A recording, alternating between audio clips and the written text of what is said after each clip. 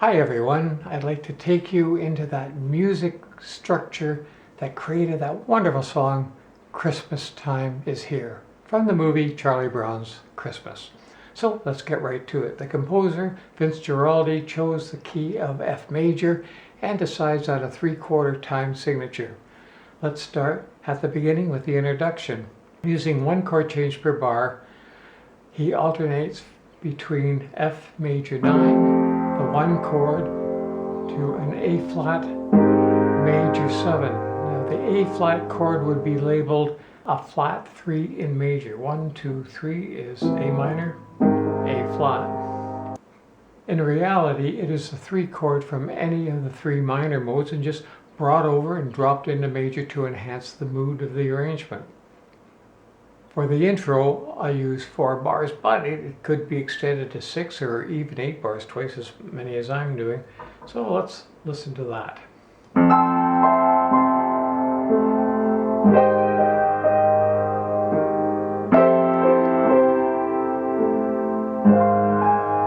Now we start on the first verse.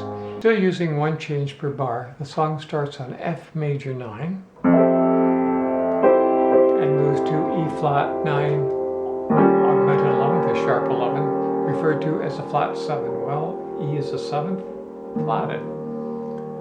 E flat 9, augmented 11th. Let's see, that's the root. There's my 3rd, my 7th, hold on below the root. There's my 9, it's my 11, and it's sharpened it. E flat 9, augmented 11th. I'm going to play it through. I'll count it in as we go. After all, we are in 3/4 time. And let's give it a listen. 1 and 2, 3, 1, 2, 3. It's repeated. 1 and 2, 3, 1, 2, 3. Then the E flat leaps an augmented 5th to B half diminished 7th. It then drops chromatically by half tones in equal parallel minor 7ths to G minor. From G minor 2 chord, we move up to 5, C11, dominant, and happily arrive on the tonic F major 9.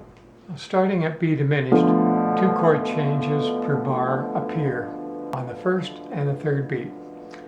Now I'll just show you how that timing works. 1 and 2, 3 and 1 and 2, 3, 1 triplet, 3, 1, 2, 3. This completes the first verse.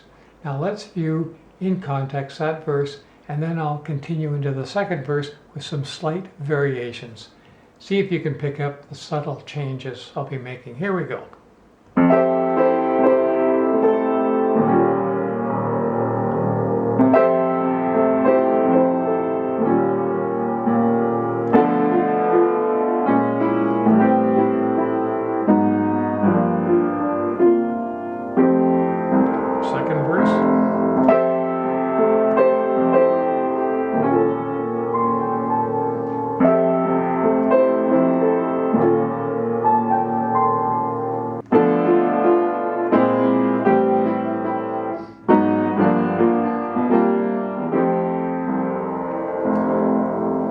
The first part is pretty simple,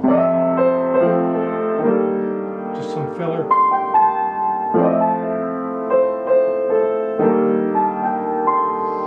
Now in the last half of the verse, before I went to the B flat minor 7, came in with that and moved to the A minor. This time instead of the B flat minor 7, I'm going to use a B 9 augmented 11th. Bring that in on the third beat. 1 and 2, 3, 1 and 2. This time I'm going to hold off the A flat until the and after the third beat to accentuate coming in onto the G minor. 1 and 2, 3 and 1 triplet 3, 1, 2, 3. All right, now we move into the bridge. We drop down a major 3rd, 2 whole tones to the key of D flat for the next 4 bars. Now there's no key signature change since we don't intend to stay here very long. We go back and forth with one change per bar between the 1 chord D flat major 7 and the 4 chord G flat 9 plus or sharp 11. Now when a 4 chord is made dominant, we refer to that as a blues 4. And back to D flat major 7.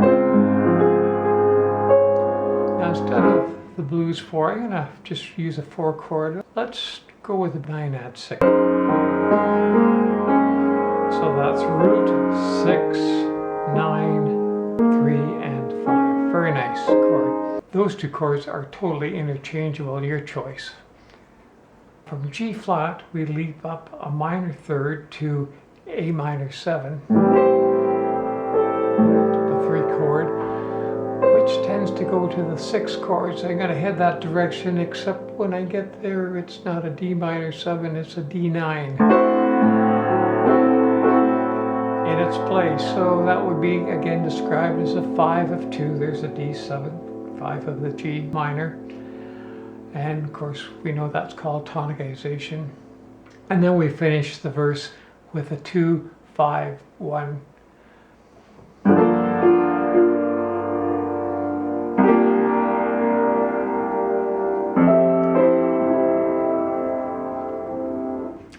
Now in the last half of the bridge, most arrangements are modified to accommodate 2 chord changes per bar, not the 1 chord change per bar that I did.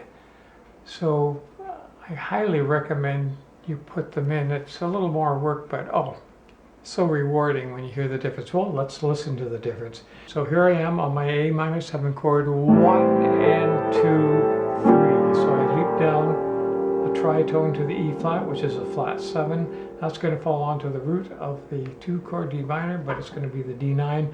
1 and 2, need something on the 3rd beat, so I'll flatten the 9. And 1 and 2, another leap of a tritone down to the flat 6 chord, the D flat 9, and that's just going to drop right onto the 5 chord, C11 in this case, and then up to the G flat, which is the flat 2 of 1, and it just nicely drops down onto the 1. Oh, that's nice.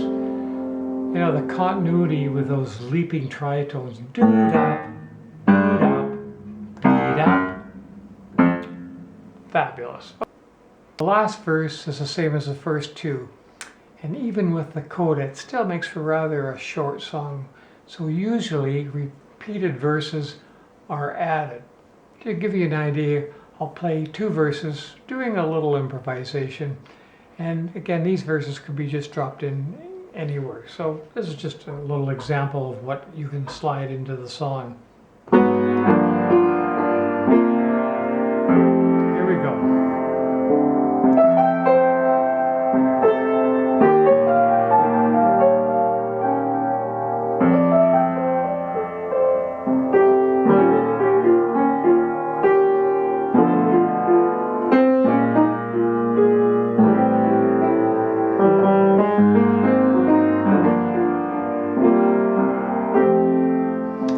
Come in with some block chords.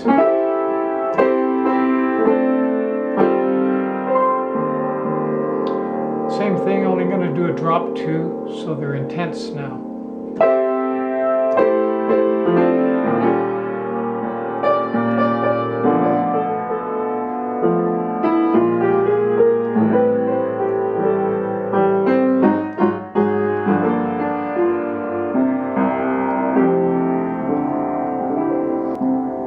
Okay, the coda ends with 1 chord change between the F major 9 and the E flat 9 and the flat 7. And it just glides back and forth, sliding casually, short as you want, as long as you want, and then end it whenever you want. So let's give you a little example.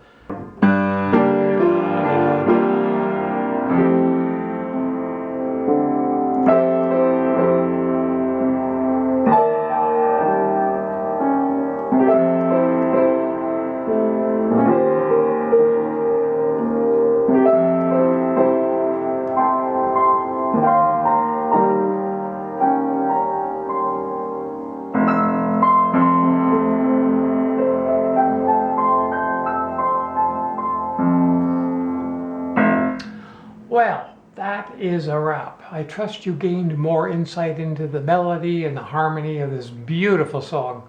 Please subscribe if you hadn't already. And until next time, keep happy and keep playing the music. Hope to catch up with you real soon. Bye for now.